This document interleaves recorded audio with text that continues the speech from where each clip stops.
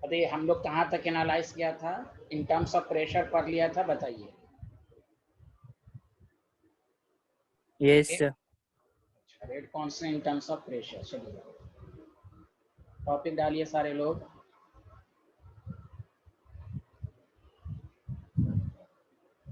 Expression of rate constant in terms of volume. समझिए एक ही बात है, जिस तरह आपने उसका लिखा उसी तरह ही है। In terms of volume logic लगाइए कि अगर P V equal to N R T है, अब यहाँ पर प्रेशर है और टेम्परेचर दोनों कांस्टेंट है, तो हम वॉल्यूम डायरेक्टली प्रोपोर्शनल टू मोल लिख सकते हैं कि नहीं? जल्दी बताइए। Hello everyone. Hello everyone. Yes sir. इसमें भी वही केस फर्स्ट, मैं पहले डायरेक्ट लिख देता हूँ, उसके बाद मैं क्वेश्चन सॉल्व कराऊंगा। कि अगर आपके पास टाइम है, ज़ीरो है, टी है, और यहाँ वॉल्यूम ऑफ मिक्सचर है, याद रखिए वॉल्यूम ऑफ मिक्सचर, तो वी नॉट है और वी टी है। तो के का आपको मालूम है 2.303 by T log A naught by A लिखते हैं ए टी। हम इसी को लिख सकते हैं 2.303 by T log V nought by V T. बस कंसंट्रेशन मोल की जगह हम वॉल्यूम लिख देंगे। हेलो एवरीवन, सबको समझ में आया? Yes sir. देखिए वहाँ भी इसी तरह था।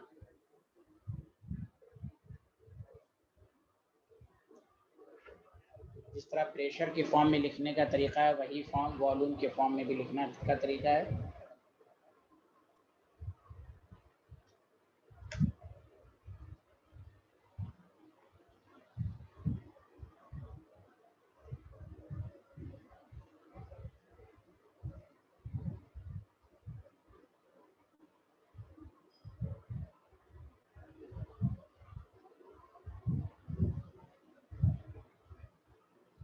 Has everyone noted down this slide? No, sir. Okay.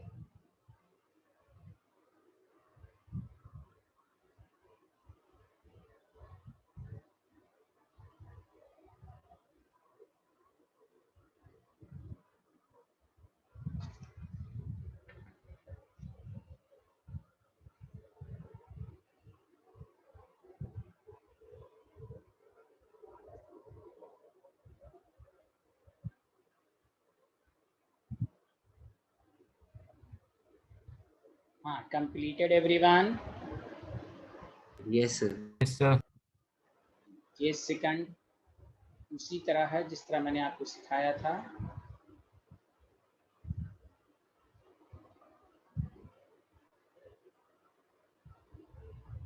Time है, ज़ीरो है, टी है, इन्फिनिटी है, वॉल्यूम है ऑफ मिक्सचर है, वी नॉट है, वी टी है, वी इन्फिनिटी। तो याद करो, फार्मूला याद है ना? 2.303 by T, P infinity minus P nought. Proof भी क्या था? यहाँ V infinity minus V nought लिख कर क्वेश्चन भी कराएंगे। वी इन्फिनिटी याद करो, प्रेशर ही की तरह लिखना है कि नहीं? Hello everyone. Yes sir. या तो कोई ये नहीं है वॉल्यूम के फॉर्म में भी दे तो यही होगा। क्योंकि आपको मालूम होना चाहिए कि कंसंट्रेशन रेट का measurement in terms of change in concentration, in terms of change in mole, in terms of change in pressure, in terms of change in volume भी करते हैं।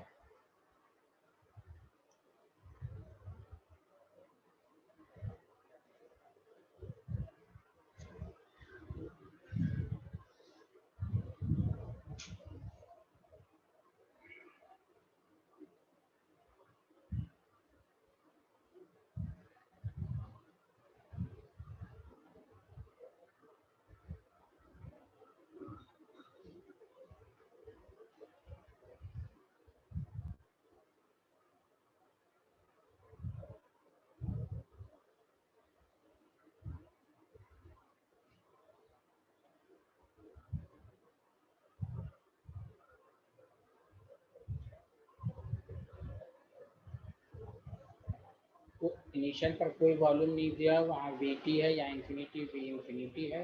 मैंने इसमें बताया था कि 2.303/T V नॉट को आप 0 मान लो, समझा। तो यहाँ पर लॉग V इन्फिनिटी रहेगा, नीचे V इन्फिनिटी माइनस VT है। तो ये समझाया था कि नहीं आप लोगों को, हाँ या ना? Yes, sir. Yes, अब sir. हाँ, अब हम क्वेश्चन की शुरुआत करते हैं कि क्वेश्चन की लैंग्वेज कैसे रहेगी इस पर।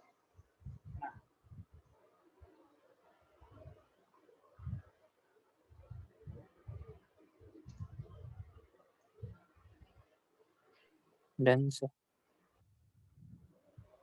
लक्ष्य समझ में आ रहा है सबको? आसिया, मानसविन, मानस Yes, sir. Yes, sir.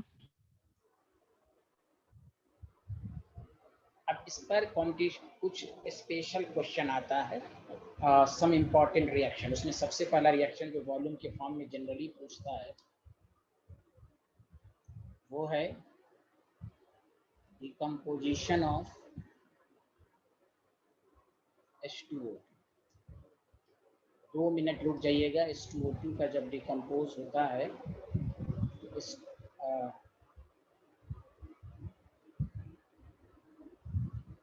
H2O बनता है प्लस हाफ होता है, समझा कि नहीं? ये लिक्विड फॉर्म में होता है, ये भी लिक्विड होता है, ये गैस फॉर्म। आपको एग्जामिनर जो क्वेश्चन देगा, और ये ऑब्वियसली ये फर्स्ट ऑर्डर है, सब लिखा रहेगा। और एग्जामिनर क्वेश्चन में क्या क्या इंफॉर्मेशन देगा देखते रहिए, लिखिएगा नहीं। आपके पास ये इंफॉर्मेशन देगा कि ये टाइम है, सेकंड है, 0 है, T है। यहाँ पर दे देगा वॉल्यूम ऑफ KMnO4। भाई रिएक्शन H2O2 का है, वो KMnO4 क्यों दे रहा है? इसलिए ये सबसे बेहतरीन एग्जांपल है जो कि प्रीवियस ईयर में आ चुका है। तो पहला है कि वॉल्यूम के फॉर्म में सबसे इंपॉर्टेंट है H2O2। क्यों वॉल्यूम ऑफ KMnO4 लिया, वॉल्यूम ऑफ मिक्सचर्स क्यों नहीं लिया, वो हम आप यहाँ पर बात करेंगे। V0 और VT। और आपको कहेगा right the expression of rate constant. पहले ये लिख लीजिए, फिर मैं आपको अच्छे से समझाता हूँ।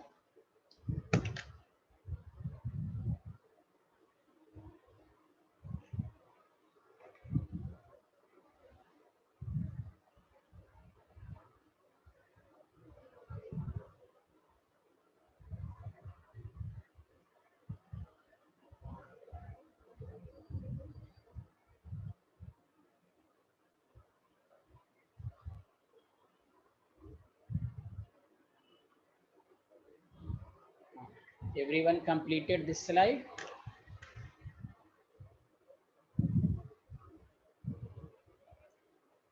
Yes, sir. गुड।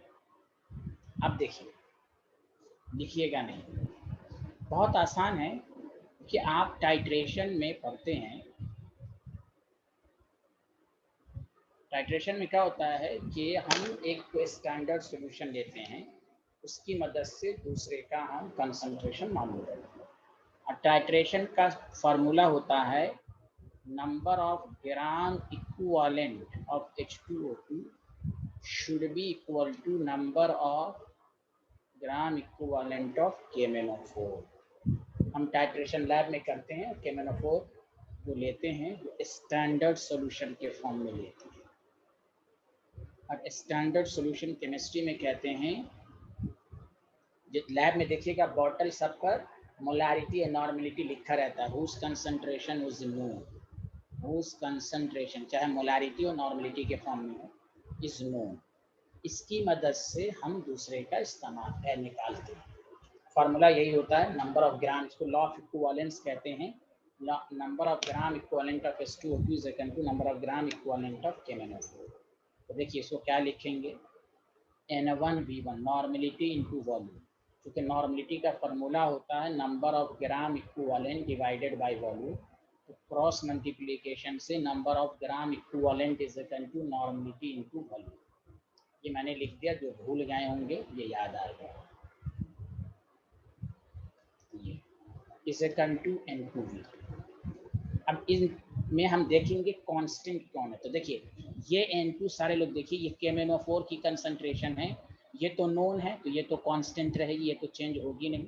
बोलिए हाँ या ना। हेलो एवरीवन, और ये तो कांस्टेंट है ना, KMnO4 का है। हाँ, ये याद रखिए आप। दूसरी चीज जो आपको कांस्टेंट रहेगी वो है volume of H2O।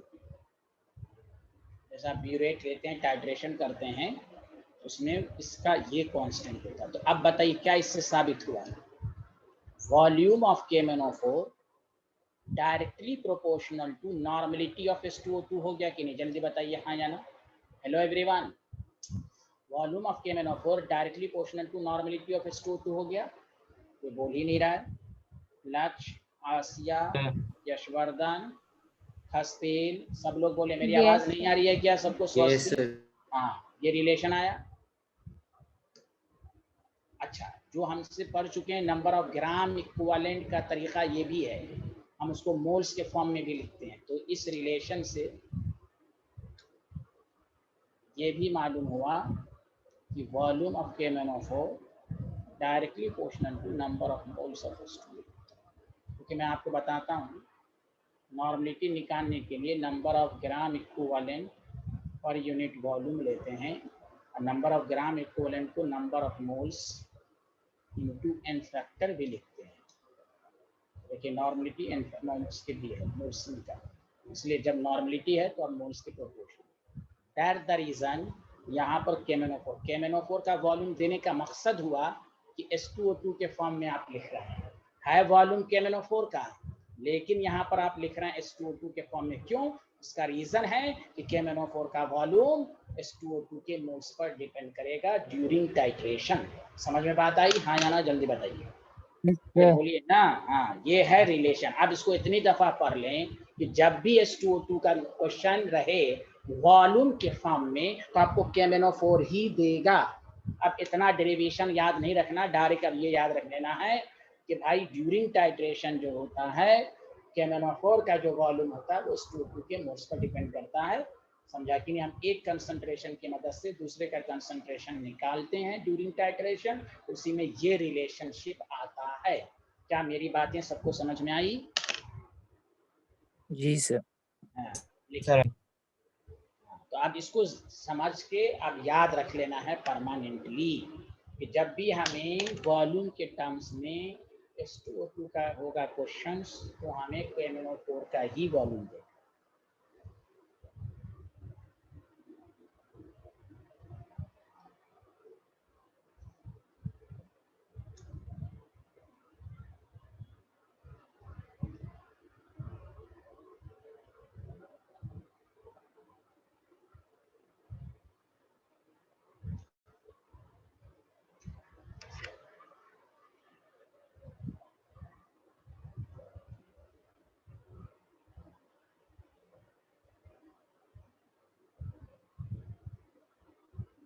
Yes, everyone done this slide?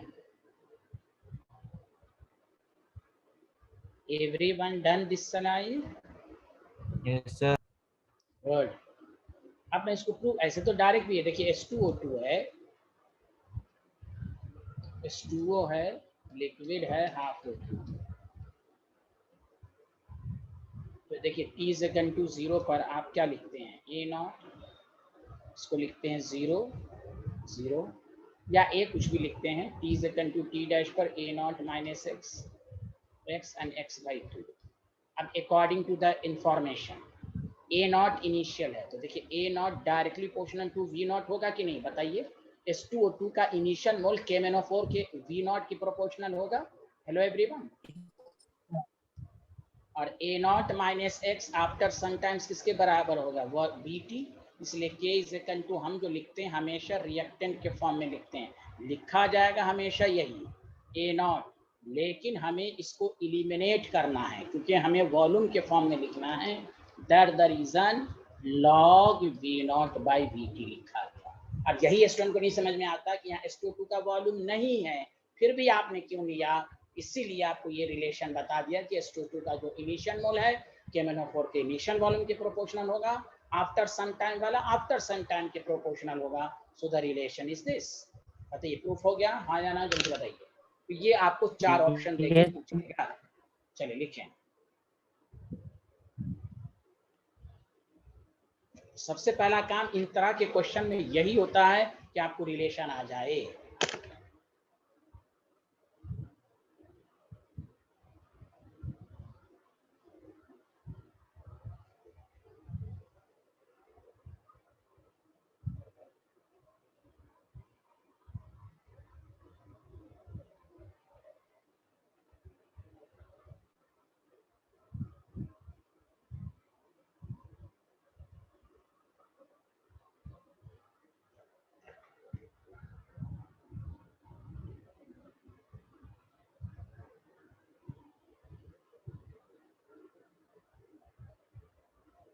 लिख लिया। लक्ष्य स्वस्ति आसिया अनुभव जोशी, सब लोगों ने लिख लिया ये स्लाइड? Yes sir. अब देखिए, अगर यही क्वेश्चन नंबर 2 दे दे, उसके बाद मैं प्रीवियस ईयर का क्वेश्चंस कराऊंगा, वो अलग टाइप का होगा, लेकिन इसी पर डिपेंडेंट है। मान लिया यहाँ पर 2 टाइम दिया हुआ है, टाइम T1 है, इनिशियल नहीं दिया हुआ है, और यहाँ पर KMnO4 का वॉल्यूम है, V1 एंड V2 है, रिएक्शन यही दिया हुआ है, H2O2 फर्स्ट ऑर्डर लिखा रहेगा, H2O प्लस हाफ O2 लिखा रहेगा। अब इस तरह के क्वेश्चन को करने का क्या तरीका है? अगेन हम H2O2 को मेन इस तरह लिखेंगे, हाफ O2, तरीका वही है, T is equal to 0, A0 0 0, T is equal to T1 पर A0 minus x1 और x1 by 2, after some time T2 A0 minus x2 x2 तो बताइए, कोई अब फिजिक्स का कंसेप्ट है, कोई ऑब्जर्वर जब आएगा तो उसको फाइनल ये दिखेगा, तो इनिशियल यही दिखेगा कि नहीं? कोई ऑब्जर्वर आएगा यहाँ पर, उसको रिएक्शन में यही तो इनिशियल दिखेगा। याद करो, जब हम लोग डिफरेंट टाइम इंटरवल पर निकालते थे तो हम लोग इसको भी इनिशियल मान लेते थे कि नहीं? अरे बोलो ना, जब 2 टाइम दिया रहता था। हेलो एवरीवन, समझ में आया? यस। याद करो, 0 10 20, तो 0 पे लेते थे, फिर 10 पे लेते थे, फिर 10 से 20 में 10 ही को इनिशियल मानते थे कि नहीं? 20 को आफ्टर सम टाइम लेते थे, फिर 20 से 30 में 20 को इनिशियल मानते थे, 30। तो यहाँ पर क्या हो जाएगा? डायरेक्ट आप इस तरह लिखेंगे, k is equal to 2.303 by T2 minus T1 कर देंगे, log initial A0 minus x1 A0 minus x1। अब A0 minus x1 क्या है? V1 के प्रोपोर्शनल है, A0 minus x2 जो है तो V2 के प्रोपोर्शनल। तो final answer is T2 minus T1। जब इनिशियल नहीं दे तो हम एक को एक के रिस्पेक्ट में निकालेंगे। This is the option, this is the answer final. सबको समझ में आया? खसपेर, यशवर्धन, मानसविन, मानस जोशी, लक्ष्य, स्वस्ति, अनुभव, अनासिया, सबको समझ में आया? हाँ सर। सच बताएं, हाँ, जब इस तरह 0 पर नहीं, अगर T3 दिया रहता तो आपको ऐसे भी मालूम है कि किसी भी टाइम इंटरवल पर निकाल लीजिए, रेट कांस्टेंट सेम ही रहता है, समझा कि नहीं? इसीलिए इस तरह लिख लें। किसी को डाउट है तो पूछें। सर वो O2 क्लास में x2 by 2, ये x1 by 2 ये जो है, हाँ, ये 2 लिख दीजिए।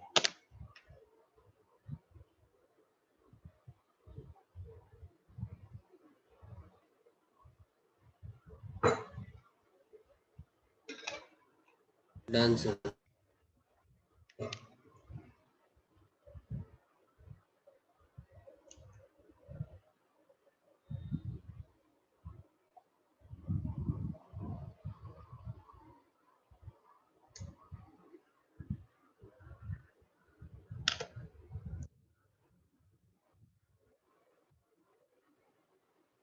सर एक बार प्रीवियस स्लाइड दिखा दो।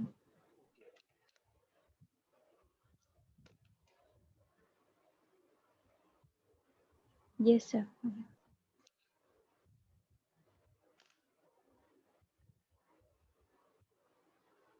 नेक्स्ट क्लास संडे में रेगुलर क्लास होगी, 10:30 बजे आपको आना है।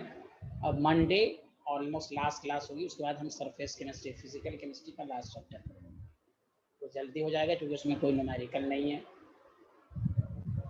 उसके बाद हमें लगता है कि अब अच्छा हमें बता दीजिएगा कि ऑर्गेनिक पूछेगा कि इनऑर्गेनिक पूछेगा, ये स्कूल में पूछ के रखिए। हमें लगता है कि पहली ही बुक पूछेगा 50% वाला।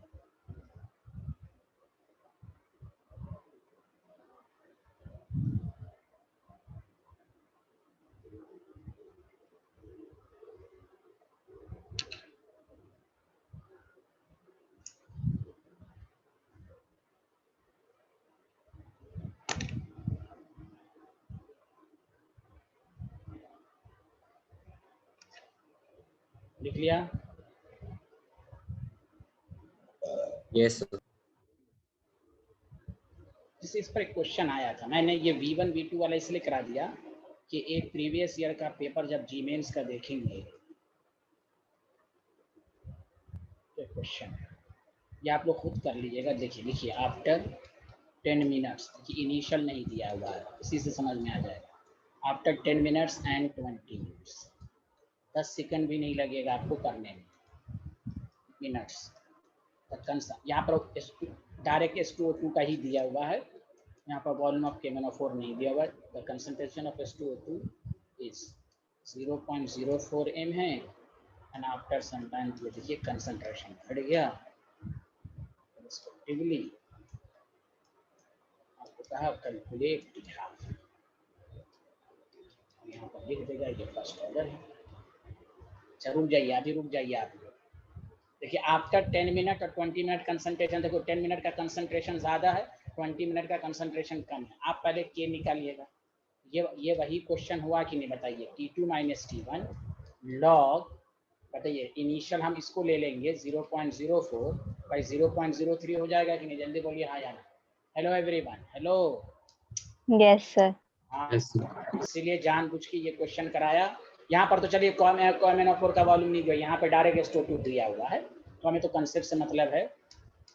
जब भी 2 टाइम दिया रहा है, इनिशियल ना दिया रहा है, तो क्वेश्चन जो 10 मिनट है उसी को इनिशियल मानेंगे, तो समझा? उसी तरह करेंगे। तो 10 मिनट्स होगा 20 माइनस log 4/3 हो जाएगा। और आपको मालूम है टी हाफ क्या होता है? टी हाफ क्या होता है? 0.693 बाई के होता है ना फर्स्ट ऑर्डर का। ये जो के की वैल्यू आएगी यहाँ पर पुट कर देंगे। This is the answer. Hello everyone, देखिए कैलकुलेट करके देखिए कितना आता है। log 4 तो आपको बता ही दिया मैंने।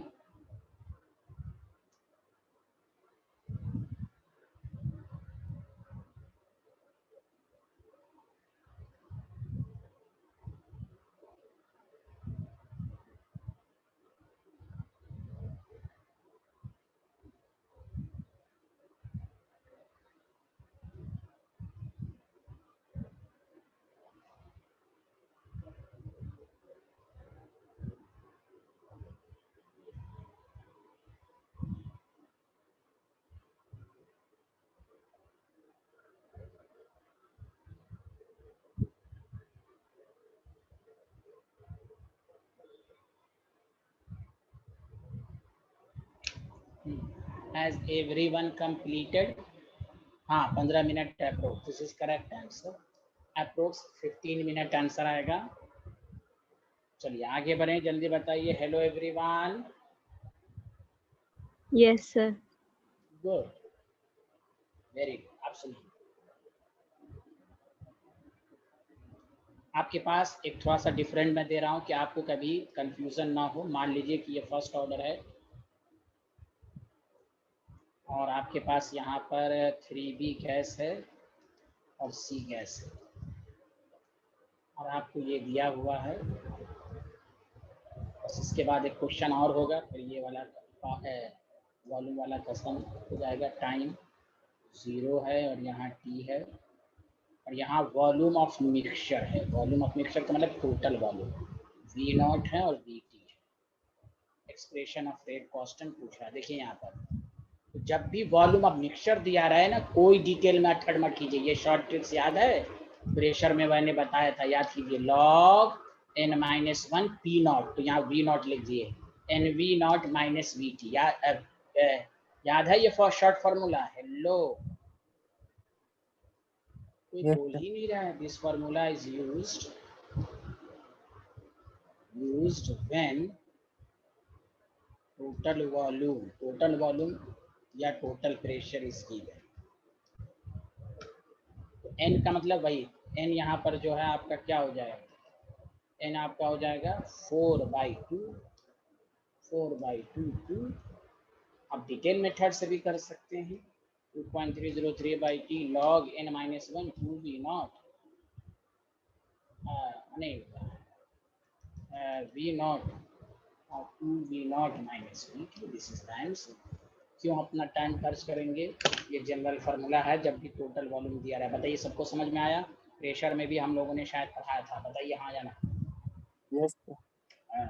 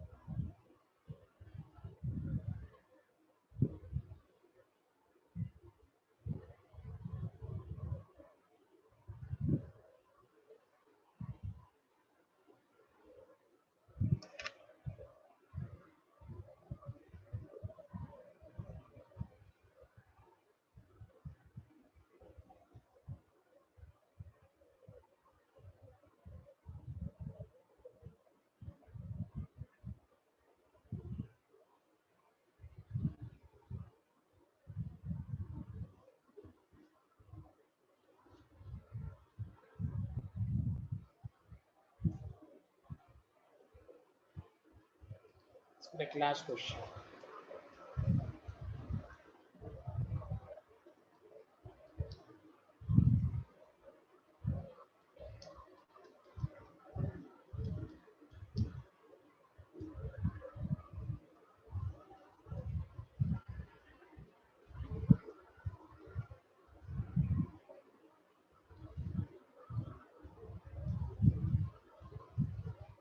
केमिकल काइनेटिक्स में लॉग इंटरवल ऑफ टाइम लिखा रहे तो कौन सा टाइम लीजिएगा, सारे लोग मिल बोलिए।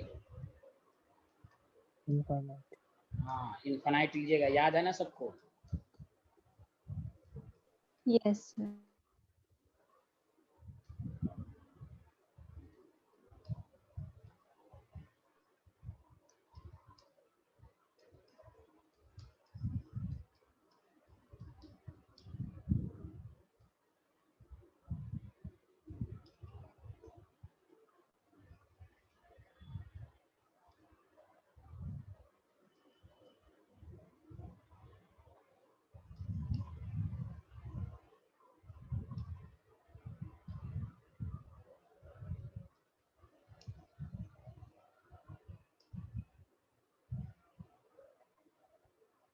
अरे इस क्वेश्चन में क्या इनिशियल वॉल्यूम दिया हुआ है? यही का इनिशियल वॉल्यूम दिया हुआ है? नो। नो। अरे यहाँ पर क्या फार्मूला होगा याद है? log v infinity minus vt। और सिर्फ n2 है क्योंकि बाकी सॉलिड लिक्विड में है, इसलिए हम वॉल्यूम गैसियस फॉर्म में ही लेंगे। जब n2 का है तो n2 ही के फॉर्म में लेंगे। तो आप देख लीजिए टाइम आपके पास 20 है, log v इंफिनिटी 70 है, 70 माइनस 40 37/3 आ जाए। ये 10 सेकंड में ये प्रेशर वॉल्यूम वाला समझ लीजिए, आपको बहुत जल्दी हो जाएगा। एक छोटा सा नया कंसेप्ट फिर सीखते हैं। तो ये प्रेशर वॉल्यूम वाला मुझे उम्मीद है सबको अच्छे से आया होगा। मैं क्लास के अंदर बहुत प्रैक्टिस कराता हूँ, एक आध क्वेश्चन नहीं कराता। मुझे उम्मीद है सबको अच्छे से आया होगा। बाकी क्वेश्चन डिस्कशन में भी और क्वेश्चन। चलिए आगे बढ़ें, जल्दी बताइए। Yes sir. अब देखिए लक्ष्य सब लोगों ने लिख लिया, सबको समझ में आ रहा है यहाँ तक? जल्दी बताइए, कोई डाउट तो नहीं है? No sir. अब आइए rate of reversible reaction. Rate of reversible, ये सब इसलिए टॉपिक के फॉर्म में पढ़ाया जा रहा है कि ये सब प्रीवियस ईयर में पूछा जाए। रिवर्सिबल को हम अपोजिंग रिएक्शन भी कहते हैं। एकदम आसान है, समझिए आपको आता है, बस नॉलेज के लिए, नॉलेज है थोड़ा बहुत उसके लिए कि क्या तरीका है। तो हम लोग टॉपिक पढ़ रहे हैं रेट ऑफ रिवर्सिबल, अब तक था इररिवर्सिबल। पहले टॉपिक डाल लीजिए, बहुत आसान तरीके से आपको समझाते हैं, पर सारे लोग लिखिए।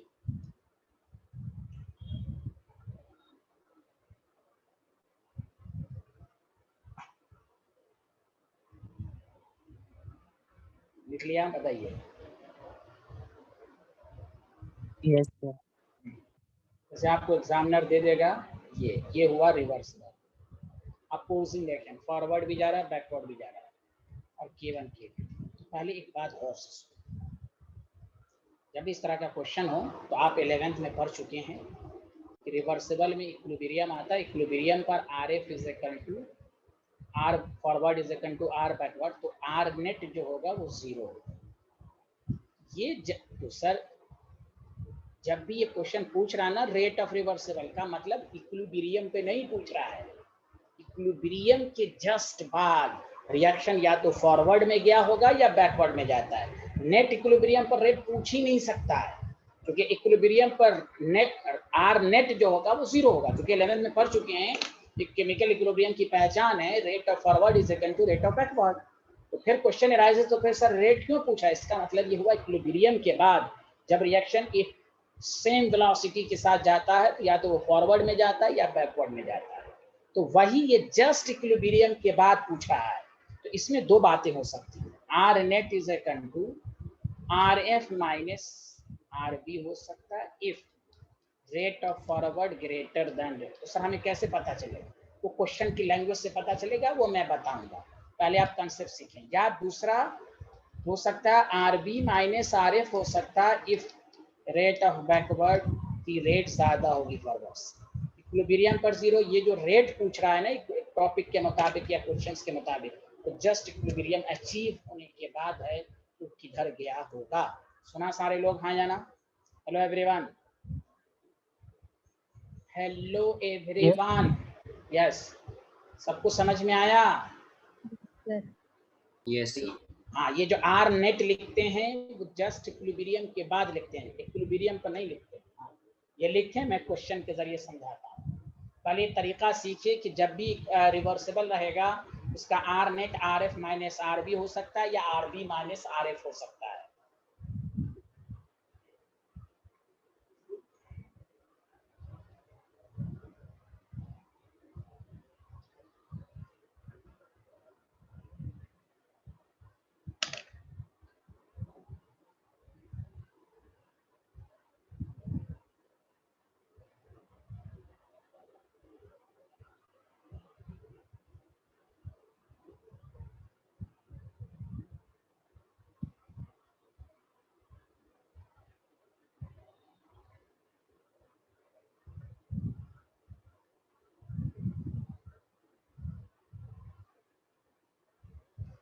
लिख लिया साइंटिस्ट लोग?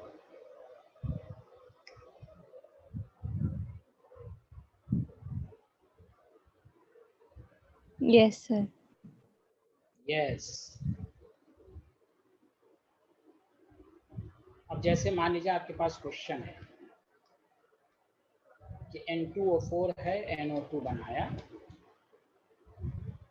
आपको K1 K2 है और कह रहा है इट इज एलिमेंट्री है, तो आप पावर तो डायरेक्ट रेट डायरेक्ट बता सकते हैं कि नहीं? जल्दी बताइए, पावर 1 जो भी स्टोइकियोमेट्रिक कोएफिशिएंट होगा, बताइए हाँ या ना?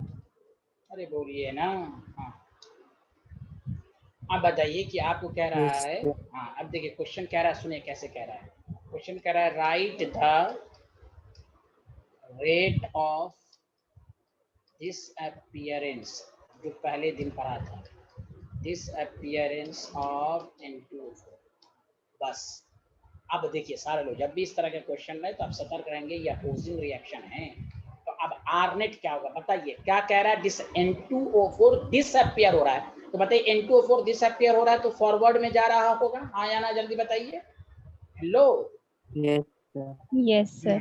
इसका मतलब ये हुआ कि आर नेट, ये लैंग्वेज बताएगा कि R F minus R B forward में जा रहा है। अगर ये भी पूछता rate of appearance of NO2, तो NO2 भी आगे ही जा रहा होगा, उसका भी आंसर यही होगा। अगर पूछता, इसमें चार क्वेश्चन बन सकता है, तो ये लैंग्वेज डिसाइड करेगा कि RF माइनस RB होगा या RB माइनस RF होगा। तो आपसे पूछ रहा है डिसअपियर, तो N2O4 डिसअपियर हो रहा है, तो डिसअपियर होके किधर जाएगा? फॉरवर्ड जाएगा, इसका मतलब रेट फॉरवर्ड। आप देखिए कैसे लिखेंगे, minus D N2O4 by dt, O4 by dt, RF का मतलब K1, स्टोइकियोमेट्रिक कोफिशिएंट N2O4 का पावर 1, R K2 NO2 के पावर होल स्क्वायर। बताइए आया सबको समझ में? Hello everyone, hello everyone, Yes, sir. ये हो Yes. गया, ये आंसर हो गया। अरे कोई बोल ही नहीं रहा, रेट लॉ जानते हैं ना, रेट पावर 1 है, इससे पावर 1 है, इससे पावर 2 हो जाएगा। बताइए सबको समझ में आया? Hello, Yes, sir. लक्ष्य समझ में आया? स्वस्ति, अब अनुभव, आसिया, Sir, आया। Yes, sir. Yes, sir. Good.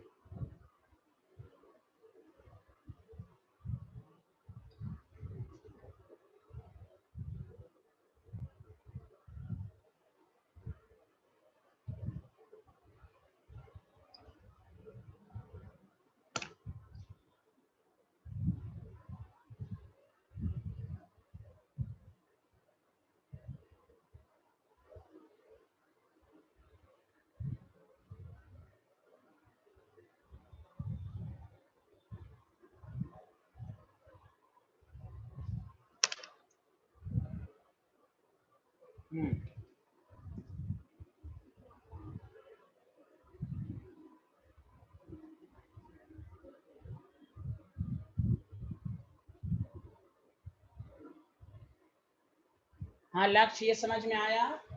लक्ष्य पिछले स्लाइड पे थे आप? नो सर, वो डिस्कनेक्ट हो गया था। अच्छा चलिए, हाँ ये टॉपिक लिखा था आपने, रेट ऑफ रिवर्सिबल, ये लिखा था आपने? जैसे ये लिख लिया। हाँ तो देखिए पहले लिख लीजिए। हाँ चलिए, ये आप इसका स्क्रीनशॉट ले लीजिए या आप लिख लीजिए। हाँ देखिए N2O4 क्वेश्चन कैसे, देखिए यहाँ पर कह रहा है, लक्ष्य पहले समझ लीजिए, write the rate of disappearance of N2O4।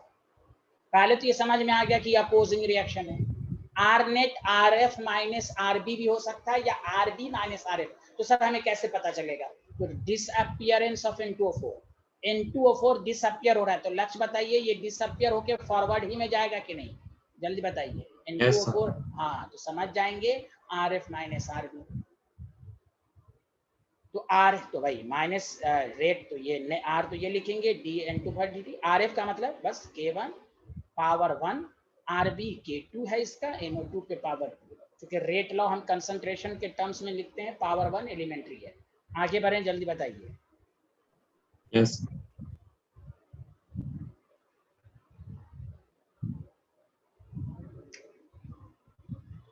इसी क्वेश्चन में अगर ये कहता right the rate of appearance of NO2, सारे लोग बताइए। NO2 अपीयर हो रहा है तो फॉरवर्ड में जा रहा है कि बैकवर्ड में जा रहा है? सारे लोग मिलकर बताइए। NO2 अपीयर हो रहा है तो फॉरवर्ड ही में जाएगा ना? Hello everyone. Yes, sir. Yes, sir. हाँ बतवा बराबर, या तो N2O4 डिसअपियर हो या NO2। देखिए उसको क्या लिखेंगे, R net is equal to again RF minus RB, तो माइनस हाफ DNO2/dt। देखिए यहाँ पे स्टूडेंट से क्या गलती हो सकती है, RF तो वही रहेगा K1 N2O4, RB तो वही रहेगा NO2। अब स्टूडेंट खुश हो जाएगा, नहीं हमें अपीयरेंस कह रहा है, अपीयरेंस में कोफिशिएंट नहीं लिखना है, दिस इज इंपॉर्टेंट। 2 से क्रॉस मल्टीप्लीकेशन 2K1 N2O4। समझ में बात आई? समझ में बात आई कि नहीं आई? हेलो, ये है फाइनल Yes, आंसर, sir. ये है फाइनल आंसर। ये हुआ रेट ऑफ अपीयरेंस। याद कीजिए पहला दिन का lecture, no coefficient should be taken. ये तो आपने रेट लिखा, हमें रेट नहीं पूछा, रेट ऑफ अपीयरेंस पूछा, इसलिए कोएफिशिएंट को हटाना पड़ेगा क्रॉस मल्टीप्लिकेशन करके। हेलो एवरीवन, आया समझ में? आप कोई बोल ही नहीं रहे हैं, कुछ तो बोलिए। Yes, sir. Yes, sir.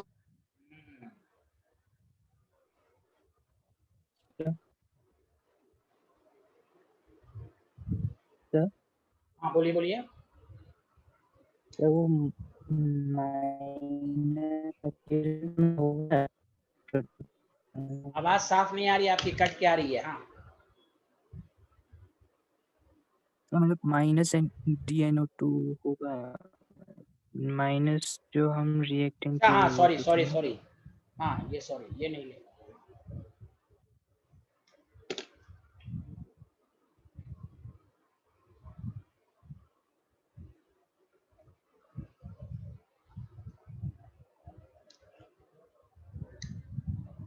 लिख लिया सारे लोग?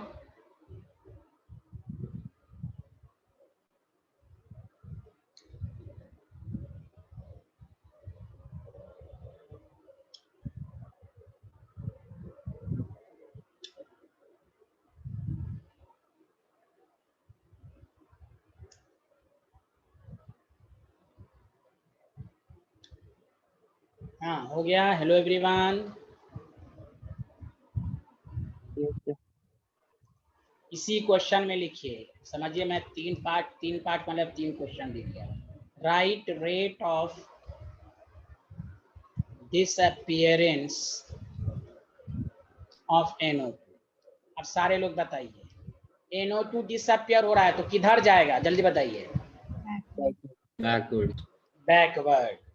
बैकवर्ड का मतलब हुआ RNA इज इक्वल टू, सारे लोग यही लाइन बताएगा, RB माइनस RF। तो माइनस हाफ, आप चूंकि NO2 डिसअपियर है इसलिए माइनस लगाएंगे, DNO2/dt, RB हो जाएगा K2NO2 का होल स्क्वायर, RF है K1 N2O4। चूंकि कोफिशिएंट को हटाना पड़ेगा, that the reason minus DNO2/dt। सब में आंसर चेंज हो रहा है। वो आंसर पे वो लैंग्वेज पर डिपेंड करेगा कि वो क्या पूछ रहा है। बताइए, सबको समझ में आ रहा है कि नहीं आ रहा है, बताइए। Hello everyone. हाँ, अपोजिंग रिएक्शन भी मुझे उम्मीद है कि आपको समझ में आ गया।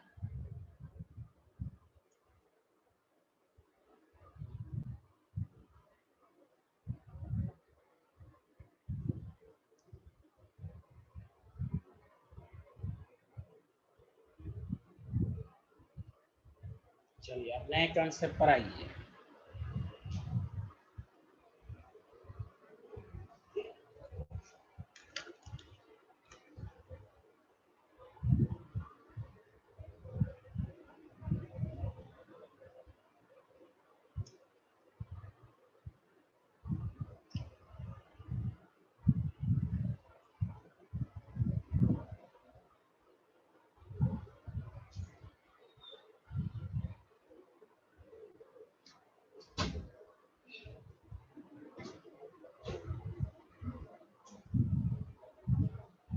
लिख लिया सारे लोग?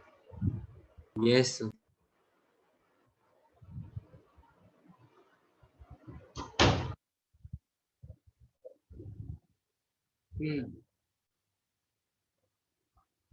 चलिए अब इंटायरली डिफरेंट टॉपिक पर हम लोग आ रहे हैं।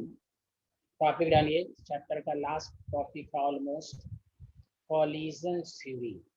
पीछे का कोई कंसेप्ट नहीं, सारे लोग समझे। कॉलिजन थ्योरी, कॉलिजन थ्योरी पर बहुत ही थ्योरेटिकल क्वेश्चंस आते हैं। पहले लिख लिया तो बताइए। और इसके नीचे ब्रैकेट में लिख लीजिए, it is given by Arrhenius, scientist का नाम है, उन्होंने दिया।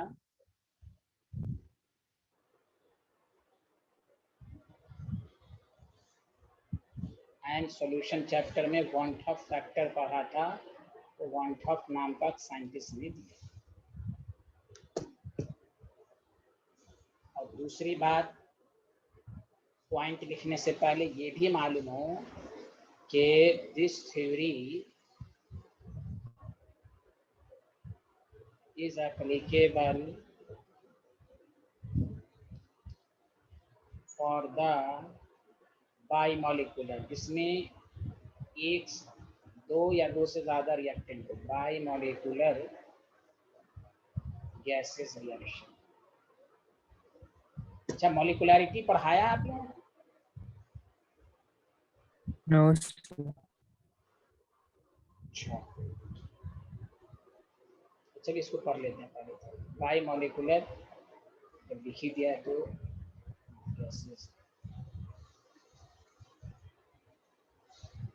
गैसेस रिएक्शन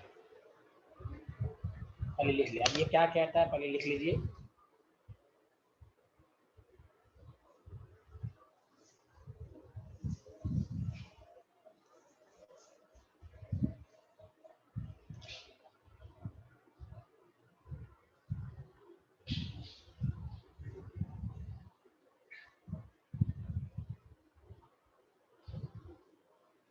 लिख लिया सारे लोग, बताइए।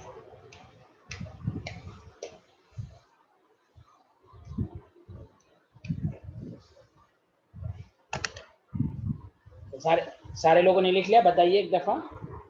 Yes sir. Yes sir. मतलब ये हुआ कि ए गैस है, ये गैस है, बाई मॉलिकुलर का मतलब ये हुआ। कि कॉलिजन थ्योरी का सिंपल कंसेप्ट ये है, एकदम 3-4 मिनट अच्छे से सुन लीजिए, उसका थ्योरी में लिख रहा हूं कि प्रोडक्ट बनने के लिए, केमिकल रिएक्शन होने के लिए जरूरी है कि रिएक्टेंट मॉलिक्यूल के बीच में कॉलिजन्स हो, फिजिकल कांटेक्ट हो, आपस में टकराए तो। इसीलिए ये 2 रिएक्टेंट वाले या उससे ज्यादा के लिए एप्लीकेबल है। और गैसेज इसलिए कहते हैं ना कि गैस में मिक्सिंग अच्छे से होती है। सॉलिड भी रहेगा तो रेट होगा, लेकिन सबसे ज्यादा किस केमिस्ट्री में किसी भी रिएक्शन की रेट अगर ज्यादा होती है वो है गैसेज रिएक्शंस। इसमें मिक्सिंग आराम से होती है, कॉलिजन्स आराम से होता है। तो याद रखिए कि there must be collisions takes place between reactant molecule in order to bring the chemical reactions। पहली बात तो ये है। दूसरी बात गौर से सुनिएगा, लिखिएगा नहीं। मान लीजिए ग्राफ है आपके पास, हमने रिएक्टेंट ये प्रोडक्ट, ये रिएक्टेंट मान लिया, ये प्रोडक्ट। तो कभी नहीं देखा होगा कि रिएक्टेंट से प्रोडक्ट का ग्राफ इस तरह होगा। रिएक्टेंट से डायरेक्ट प्रोडक्ट बनता नहीं है कभी। आपने कंटेनर में डाल दिया, प्रोडक्ट बन गया, ऐसा नहीं है। देखिए इस रिएक्शंस को होने के लिए क्या जरूरी है, देखिए सारे समथिंग दिस इज, इस एनर्जी बैरियर को क्रॉस करना पड़ेगा तभी प्रोडक्ट बनेगा। अगेन आई रिपीट कि प्रोडक्ट बनने के लिए कॉलिजन होना चाहिए। हर कॉलिजन से प्रोडक्ट नहीं बनता, हर रिएक्टेंट से प्रोडक्ट नहीं बनता कॉलिजन से। उसको कहते हैं इफेक्टिव कॉलिजन। इफेक्टिव कॉलिजन से ही, यानी समझिए कि effective collision produces product. Effective collision से ही प्रोडक्ट बनेगा। मान लीजिए कि 10,000 कॉलिजन हुआ, तो उसका कुछ ही फ्रैक्शन इफेक्टिव देगा। देखिए अब इससे मल्टीप्लाई करेंगे 10,000, 1,000 है, 1,000 है। जितना कॉलिजन होता है तो हर कॉलिजन से प्रोडक्ट नहीं बनता है, उसमें इफेक्टिव। अब इफेक्टिव कॉलिजन की 2 कंडीशन है। इफेक्टिव कॉलिजन से ही प्रोडक्ट बनेगा, और इफेक्टिव कॉलिजन होने के लिए 2 कंडीशन। नंबर 1 एनर्जी बैरियर, इसको क्रॉस करना होगा। दूसरा है प्रॉपर ओरिएंटेशन। फिर से इफेक्टिव कॉलिजन होने के लिए 2 बातें हैं कि उसके पास मिनिमम एनर्जी होनी चाहिए इसको क्रॉस करने, इसको कहते हैं थ्रेशोल्ड एनर्जी। दूसरा है प्रॉपर ओरिएंटेशन, कि कोलाइडिंग पार्टिकल के बीच में जो कॉलिजन्स हो वो प्रॉपर डायरेक्शन हो। जैसे मिसाल के तौर पर NO2 है, N2O4 बनाया, तो देखिए ये कैसे टकराया होगा, उसकी 2 पॉसिबिलिटीज है। क्या ये ऐसे थोड़ी ना टकराया होगा, NO2 NO2, तो देखिए यहाँ तो नेगेटिव नेगेटिव में रिपल्शन हो जाएगा, ये ऐसे टकराया होगा। This is called proper direction. NO2 NO2 देखिए दोनों के बीच में बॉन्ड था। ऑर्गेनिक में आएगा, न्यूक्लियोफाइल फ्रंट साइड से अटैक कर रहा है, कहीं पर न्यूक्लियोफाइल है वो बैक साइड से अटैक कर रहा है। This is called proper orientation. तो इफेक्टिव कॉलिजन्स ही प्रोडक्ट देगा, और इफेक्टिव कॉलिजन्स के लिए 2 कंडीशन हैं। उस रिएक्टेंट के पास मिनिमम एनर्जी होनी चाहिए to cross the energy barrier, threshold energy होनी चाहिए। नंबर 2, हो सकता है थ्रेशोल्ड एनर्जी हो फिर भी प्रोडक्ट नहीं बना रहा, उसकी वजह ये रही होगी कि प्रॉपर ओरिएंटेशन में अटैक करना जरूरी है, प्रॉपर डायरेक्शन में कोलाइडिंग होना जरूरी है।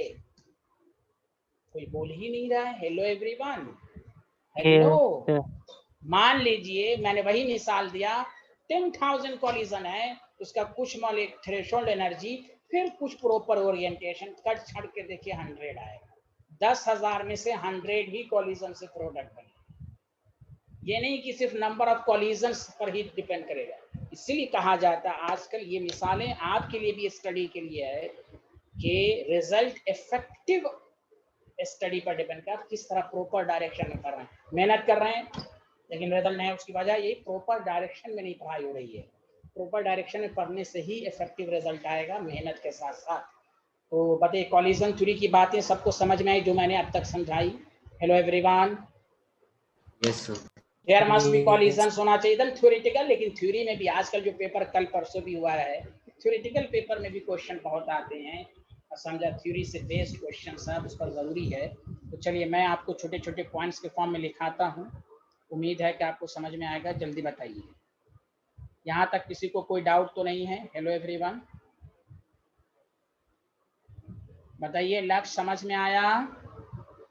Hello sir. लक्ष्य, हाँ कॉलिजन होना चाहिए। चलिए, कॉलिजन थ्योरी का पहला पॉइंट आप सारे लोग लिखिए अच्छे से।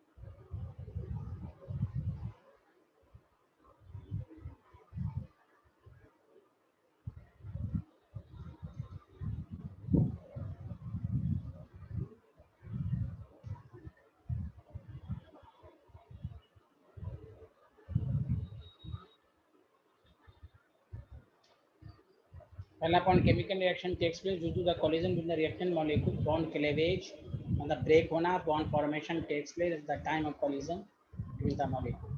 पहला पॉइंट सबको समझ में आ गया, हाँ या ना?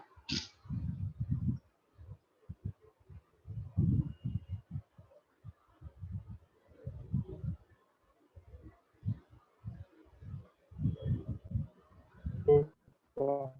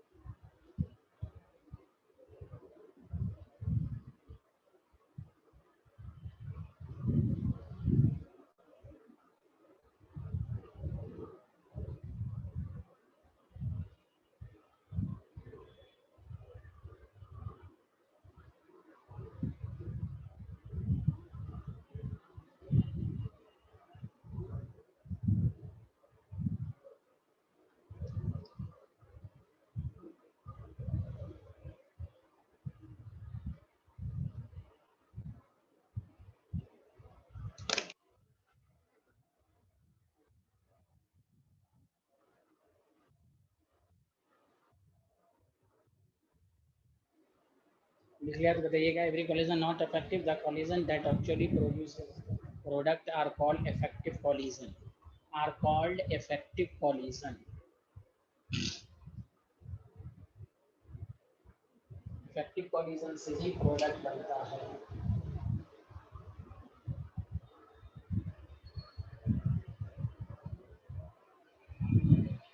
Has everyone noted down this slide? Yes, sir. यहाँ पर इफेक्टिव कोलिजन आप लोग लिख लीजिए, इफेक्टिव कोलिजन।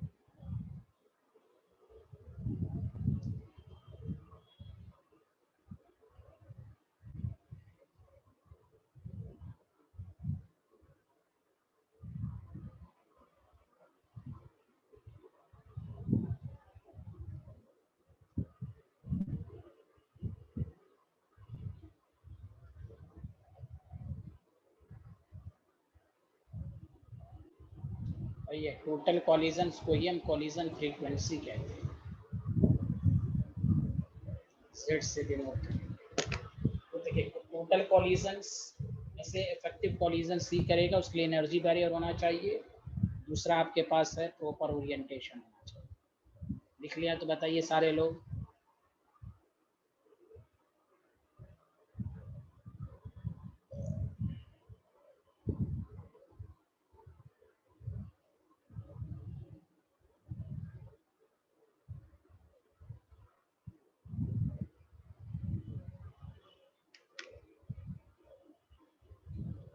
ये स्लाइड लिख लिया एवरीवन? इससे लिख लिया।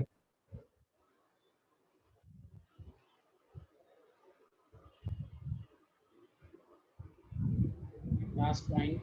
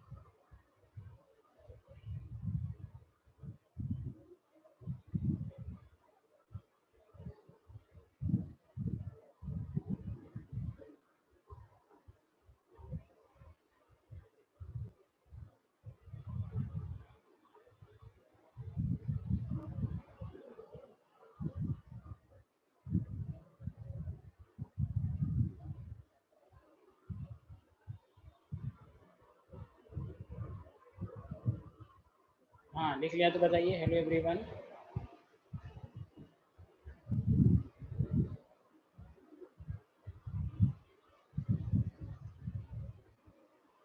Yes, sir. चलिए अब एक लाइन छोड़कर रिमार्क्स लिखिए। पहला,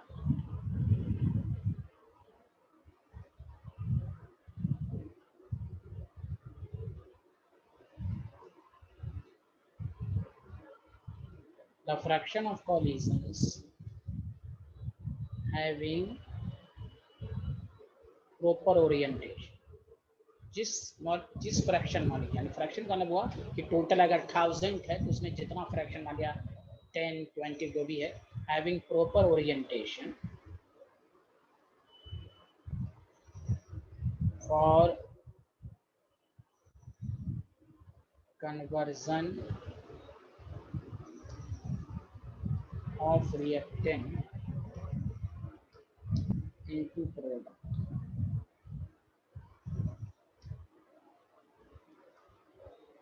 is called स्टीयरिक फैक्टर। ये सब टर्म्स पूछे जाते हैं कॉम्पिटिशन में, उसको स्टीयरिक फैक्टर याद रखिए। जिस मॉलिक्यूल के पास प्रॉपर ओरिएंटेशन होगा उसको एक नाम दिया गया स्टीयरिक फैक्टर। ठीक है, ये सब पॉइंट सब याद रखिए। लिख लिए सारे लोग? हाँ या ना? हाँ बोले। पे 1 है। हैं? तो P अकेला लिखा है या P1 लिखा है? ये P है, P स्टेरिक फैक्टर को P से डिनोट करते हैं, P1 नहीं है। The fraction of collisions having proper orientation for conversion of reactant into product are called steric factor. इसलिए सारे लोग हाँ या ना जल्दी बताइए। अब आइए कंक्लूजन, और से सुनिए। लिख लिया सारे लोग दिमाग, हाँ या ना? पहला पॉइंट Yes, sir. कि अब तक जो पढ़ा रिमार्क्स का second point, on considering these barrier, याद रखिए रेट ऑफ रिएक्शन किस पर डिपेंड करेगा? देखिए rate of reaction is equal to collision frequency, मतलब टोटल कॉलिजन कितना हुआ, कॉलिजन फ्रीक्वेंसी पर डिपेंड करेगा, इनटू आपको मालूम किस पर डिपेंड करेगा? Fraction of molecule, fraction of molecule with sufficient energy, जिसके पास सफिशिएंट एनर्जी, उसको कहते हैं थ्रेशोल्ड एनर्जी, उस पर भी डिपेंड करेगा। और फिर वही बात, fraction of molecule with proper orientation. सब बताइए, सही लिखा? प्रॉपर ओरिएंटेशन इस पर डिपेंड करेगा, याद रखिए। Collision frequency, fraction of molecule with sufficient energy, इस पर डिपेंड। इसलिए कहते हैं ROR is equal to Z, समझा कि नहीं? और फ्रैक्शन ऑफ मॉलिक्यूल, ये थोड़ा सा 5 मिनट के बाद पढ़िएगा। इस पूरे को कहते हैं -EA/8, इस फ्रैक्शन को, और इसको कहते हैं P, स्टेरिक फैक्टर। ROR 3 पर डिपेंड करेगा, कॉलिजन फ्रीक्वेंसी, मतलब ऐसे समझिए कि टोटल कॉलिजन 10,000 हुआ, उसका 10% ही सफिशिएंट एनर्जी था, मतलब 0.1, उसका 10% जो था वो ओरिएंटेशन फैक्टर था। मतलब ये समझिए कि 100 ही टोटल 10,000 कॉलिजन्स में 100 ही कॉलिजन्स प्रोडक्ट देगा। Did you understand? बोलिए हाँ या ना, ये मतलब होगा। बताइए, तो रेट 10,000 पर थोड़ी ना डिपेंड करेगा, इन तीनों के प्रोडक्ट पर डिपेंड करेगा कि उस टोटल कॉलिजन में कितने के पास सफिशिएंट एनर्जी थी और कितने के पास प्रॉपर ओरिएंटेशन था।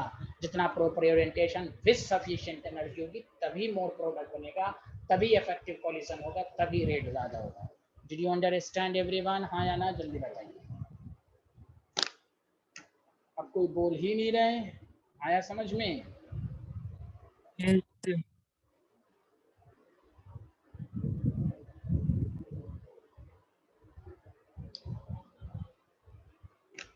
सर हाँ बोलिए। सर वो रो है या पी है? कहाँ? पी सर है ना, फॉर्मूला पी है ना, orientation factor, fraction of molecule proper को पी कहते हैं ना। वो कहाँ दिख रहा है? पी तो है साफ साफ, P fraction of molecule with proper orientation को स्टेरिक फैक्टर कहते हैं, और स्टेरिक फैक्टर को पी से डिनोट करते हैं।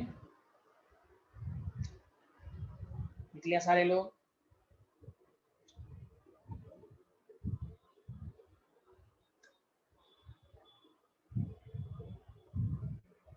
Yes, sir. अब आइए सारे लोग ध्यान दीजिए। अब इसमें जो सब वर्ड आया है ध्यान दीजिएगा। एक कंसेप्ट ये है इसमें, कंसेप्ट ऑफ एक्टिवेशन एनर्जी। इस कॉलिजन थ्योरी में एक आया है एक्टिवेशन एनर्जी। कहाँ आया है? जिसको EA से डिनोट करते हैं, ये जो है EA। देखिए एक्टिवेशन एनर्जी बेसिकली है क्या? जैसे मैंने अभी कहा, और से सुनिए। आप जैसे कैंडल है, कैंडल तभी जलेगी जब आप माचिस लगाएंगे। उसी तरह आप कंटेनर में रिएक्टेंट रखेंगे, सफिशिएंट एनर्जी, वो सब ठीक है, लेकिन एक्टिवेट होने के लिए उसको एक्स्ट्रा एडिशनल एनर्जी चाहिए। जैसे यहाँ माचिस चाहिए कैंडल को जलाने के लिए, तभी वो रोशनी देगा। उसी तरह रिएक्शन, हर रिएक्शन को याद रखिए थ्रेशोल्ड एनर्जी तो होनी चाहिए।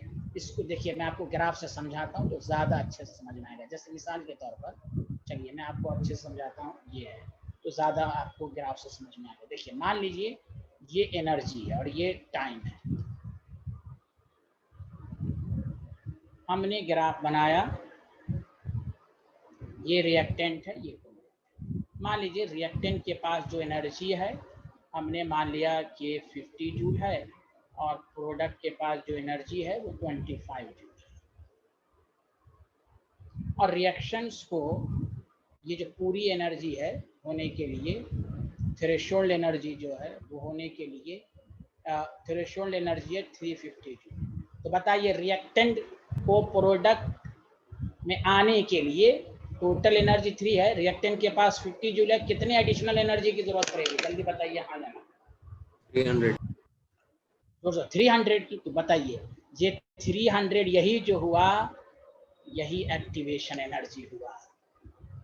थ्रेशोल्ड एनर्जी का मतलब है minimum required regard to achieve the energy value.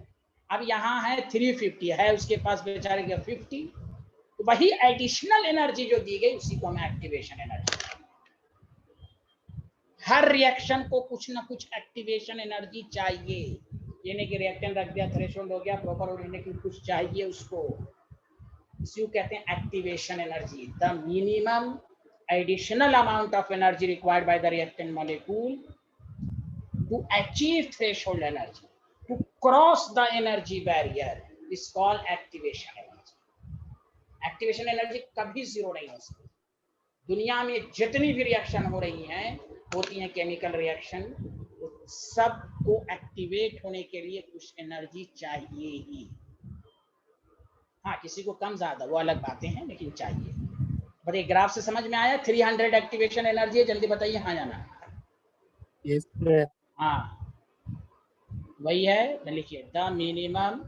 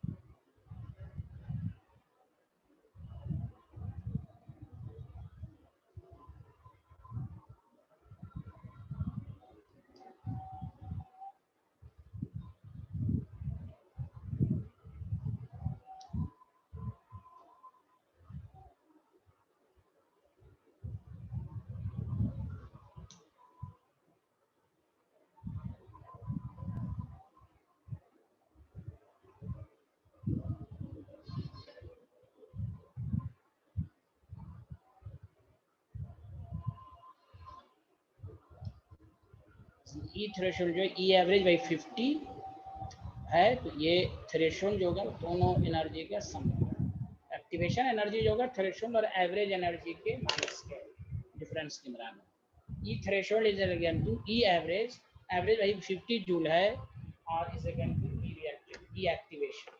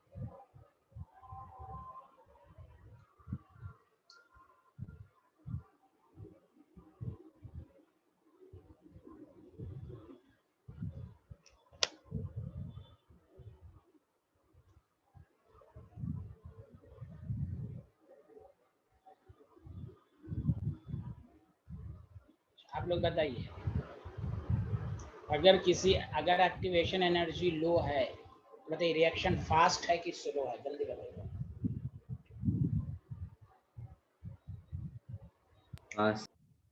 Fast, very good. क्योंकि लो का मतलब ये हुआ कि एडिशनल एनर्जी की जरूरत कम है, reaction is fast, reaction would be fast, याद रखिए। जिसको बहुत ज्यादा एक्टिवेशन एनर्जी चाहिए इसका मतलब बहुत ही स्लो रहा, reaction is slow.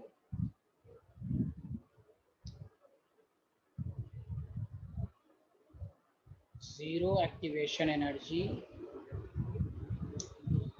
is not possible। Her reaction को चाहिए। अगर एक्टिवेशन एनर्जी जीरो होती तो हर कॉलिजन प्रोडक्ट बनाता, लेकिन आपने क्या पढ़ा, हर कॉलिजन प्रोडक्ट नहीं बनाता। Every collision are not fruitful, every collision are not effective. Zero activation energy of reaction is not possible।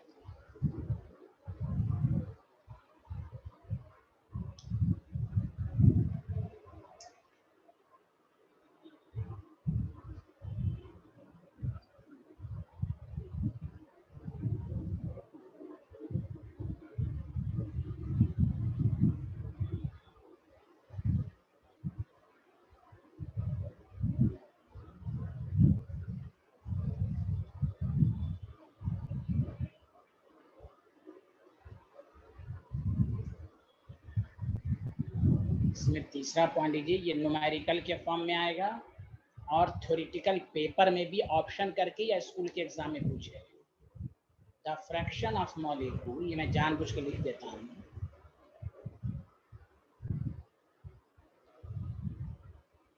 Molecule having energy, देखिए हैविंग एनर्जी इक्वल और ग्रेटर देन थ्रेशोल्ड एनर्जी, तभी तो एनर्जी बैरियर को cross करेगा, greater than threshold energy.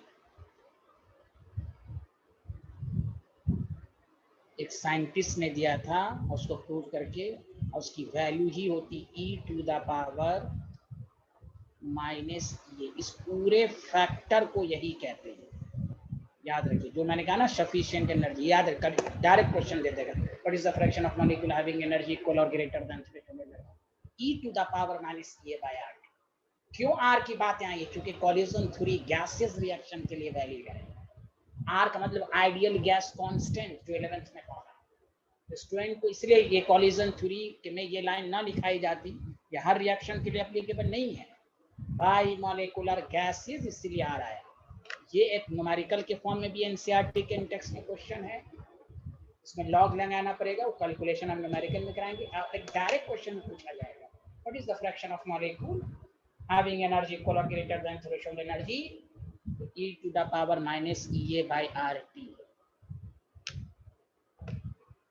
नहीं। ये जो calculate करके बताया था, इसे साइंटिस्ट का नाम नहीं पूछा जाएगा, गिवन बाय बर्थलेट।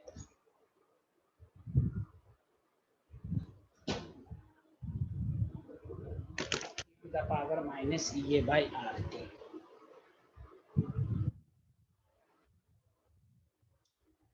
ये सब छोटे छोटे पॉइंट पढ़ना आपको।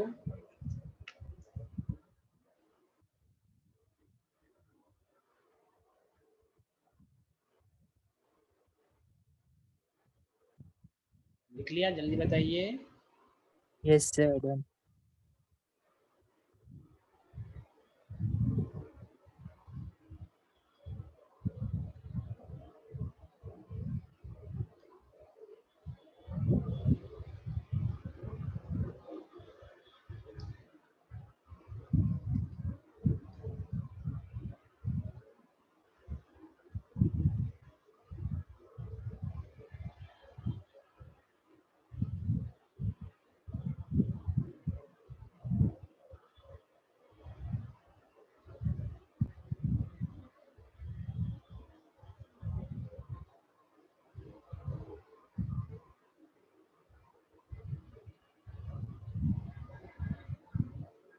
यहाँ से यहाँ तक तो ई थ्रेशोल्ड है रिएक्शन को होने के लिए।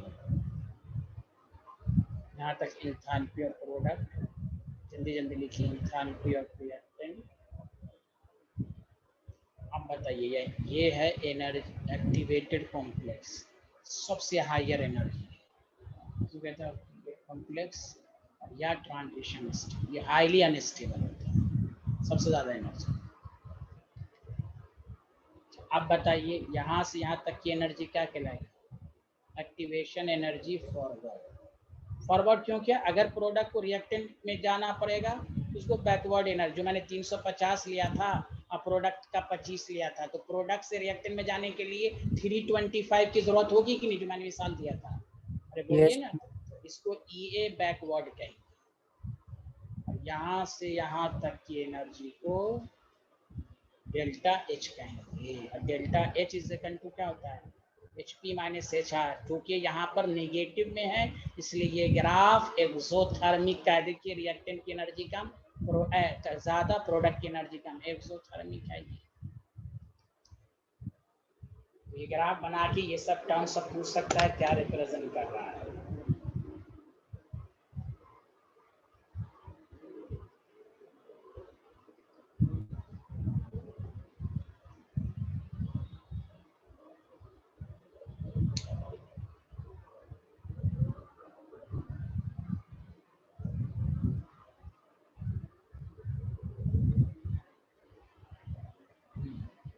ग्राफ सबको हाँ बताइए। एक्टिवेटेड कॉम्प्लेक्स के नीचे ट्रांजिशन स्टेट हाईली अनस्टेबल।